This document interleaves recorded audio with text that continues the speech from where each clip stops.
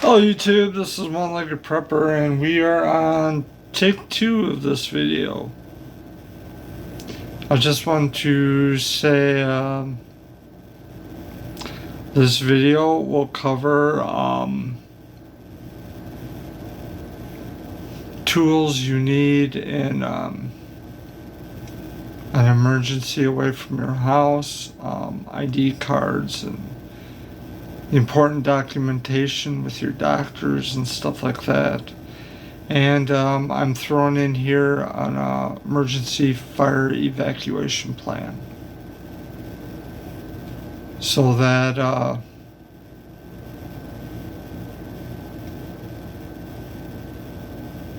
we all need an escape route from our house, especially if there's a fire. My house was built in the 1930s. It's kind of scary to believe that President Roosevelt was in the White House when my house was built. Joseph Stalin was in the Kremlin, and Adolf Hitler was Chancellor of Germany. But anyway, dealing with an older house with many false ceilings and all that. So eventually what I would like to do is literally cut the second floor off, take off all the roofing and false pitches and all that, and make it into a flat, and then add a third story, and then that would be me and my future wife's bedroom. But anyway, this is being brought to you, and I don't get any money from it, from Refuge Medical. But if you use promo code OneLegPrep, you can get 10% off of anything you order. And we will be dealing with medical emergencies coming up pretty quick here. So it's definitely good to have the best medical kits in the world at your disposal, just in case you need it. Alright, so now we're off to the fire plan. My bedroom is on the first floor. My son's bedroom is on the second floor. The way I have an escape plan set up for my house is, if there's a fire, my son has 2 direct ways out of the house. Number 1, he can come down to the stairs to the main floor, or if that is blocked, what we can do is we can keep a wrench in his room and a ladder, so he can bust out the screen or bust out the window and throw the ladder out the window, and he can crawl down from his second story room down to the ground floor. The ladder's over 30 feet tall, so he should be able to make it. And if not, he can go across to the other room and do the exact same thing. As far as my escape route goes, I have 2 exit doors out of my bedroom, which put me within feet of a exit outside the house. Plus, I'm starting at-home dialysis, so I literally have cases of water that can be thrown onto a fire to quench it. Well, anyway, we're going to get into the tools that you need to reestablish your life outside of your home. So First thing that you should have is device chargers for your cell phone and if you have a tablet, because both these platforms can be used to make calls and communication. I would also recommend having some walkie-talkies so that you can talk to each other. And also, during 9/11, when the Twin Towers were taken down, there were cell phone towers on top of the Twin Towers. And what had happened was cell phones were out in New York City. The way they communicated was very, very simple. Ham radios. Now you have to have a license to have a ham radio, but I would definitely recommend you getting your license and having a ham radio just in case of an emergency situation. Now, under normal circumstances, if you don't have a license to run a ham radio, you should get one, because if you're talking on the ham radio, they can figure out your location, and the FBI will be talking to you. So I highly recommend getting trained and getting your license for a ham radio. Alright, you should establish an emergency wallet card.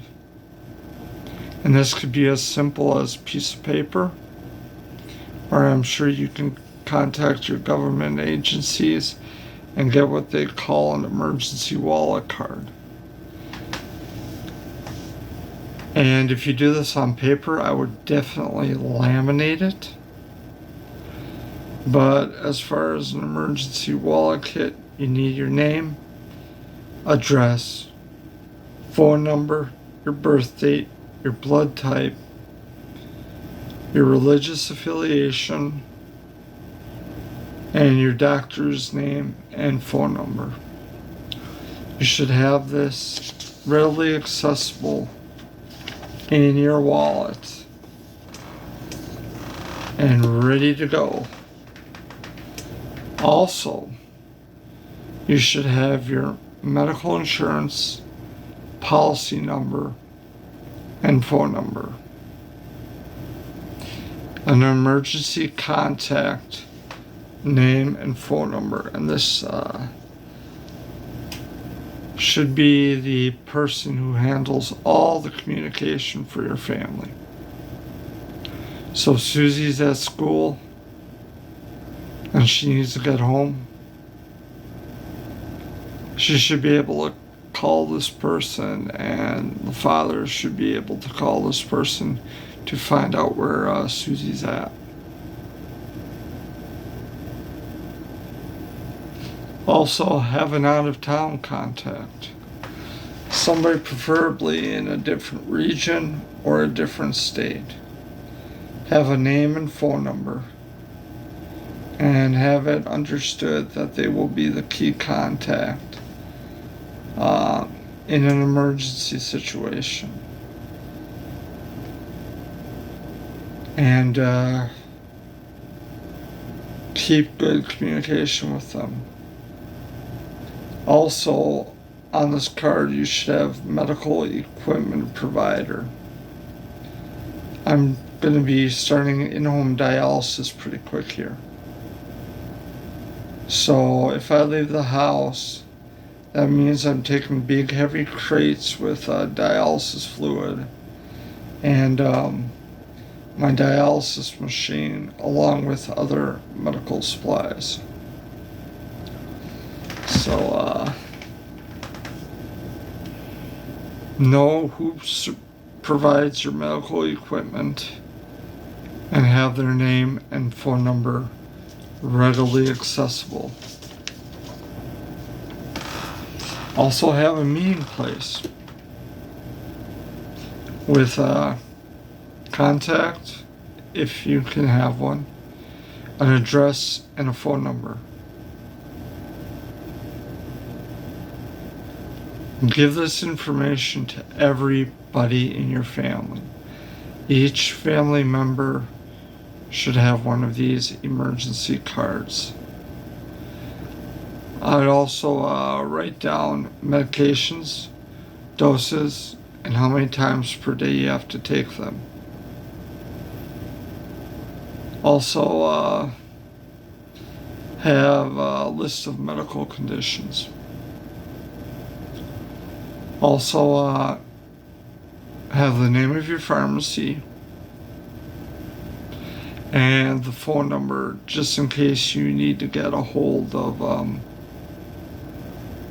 somebody. Have a list of allergies. And the recent surgeries you have done and the dates that they happened on. Also, you should have important numbers and other contact information like doctors, pharmacies, veterinarian, family member, close friends, and any other people that you would want to talk to. Also, keep in mind that people with disabilities sometimes have service animals or pets. You need to have a supply of food and water to go with you if you have a animal or a service animal that helps you make it through the day. This is important, YouTube. And I hope you're sharing this if you have somebody who's disabled or you're working on a contingency plan to get them out. Because when Hurricane Katrina hit, there were a lot of people with disabilities and the poor that were left behind. And like I said, it's not time that we start blaming people. It's time that we get our act together and provide for ourselves. You should also have your necessary passwords stored in a location.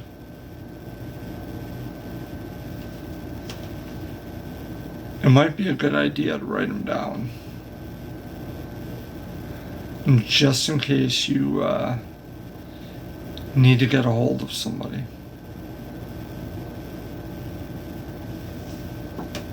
Also, have your cell phone, smartphones, iPad, emails, online accounts, video phones, and any other passwords that you need. And it is recommended that when you change your clocks, it is important that you check all this equipment to make sure everything is working and functioning properly. This is a scary time for us all, and you don't want to be putting together this information on the worst day of your life.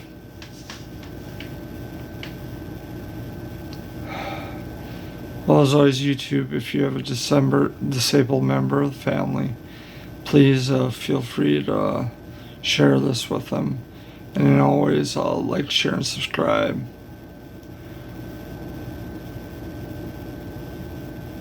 We need to take care of our people. It is our responsibility.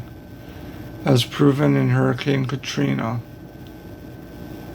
the government ain't gonna come and save you. You need to save yourself. Well, as always, YouTube, this is the One-Legged Prepper saying God bless. And this is One-Legged Prepper saying I'm out of here. Have a great day. Bye now and God bless.